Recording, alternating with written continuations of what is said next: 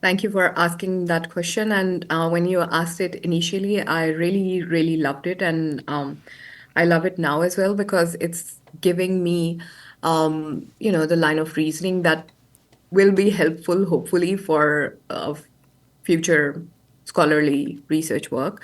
And it's so interesting because it's a double-edged impact. I would like to call it that, right?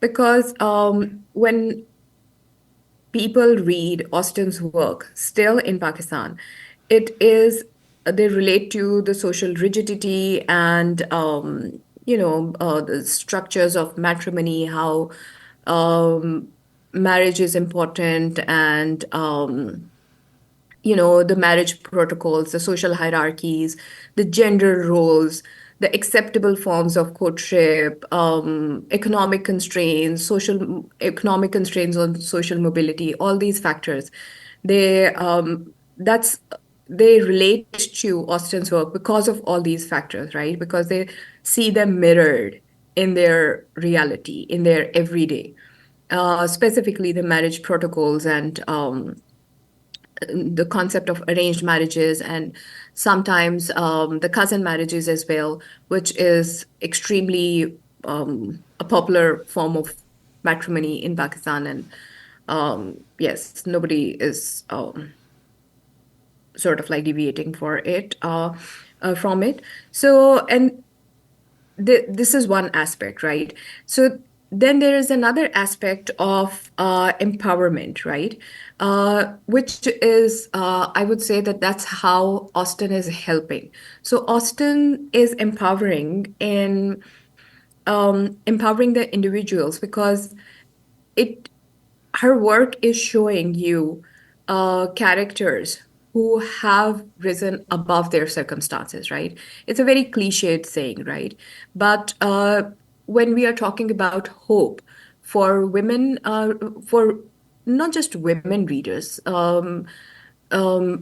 readers who identify as male as well in Pakistani society, or who have even confusions about their gender roles, and they are in a very strict, restricted, patriarchal religious society. So the way they relate to Austen would be it is usually about that glimmer of hope as well in showing the kind of characters that have risen above the social restrictions.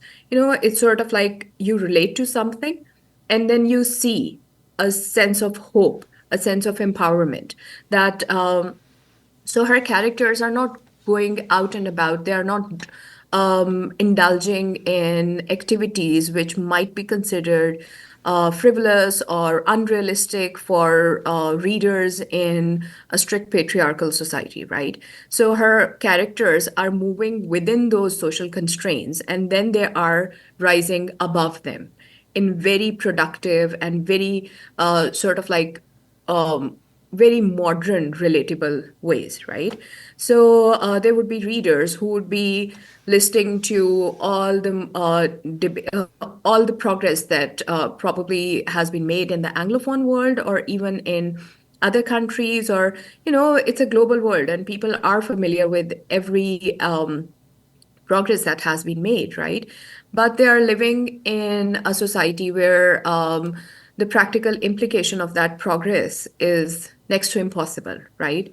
And then they are reading the work of Austen. So it's like her work is giving them the of possibility of progress within the constraints without challenging those constraints in let's say more open and uh, more unsophisticated ways, right?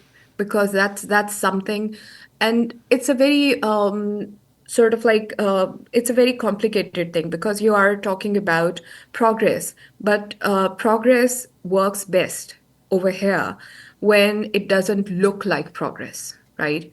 Because if you are going to talk openly about progress, then the chances are that any hope for progress is going to end there and then, right?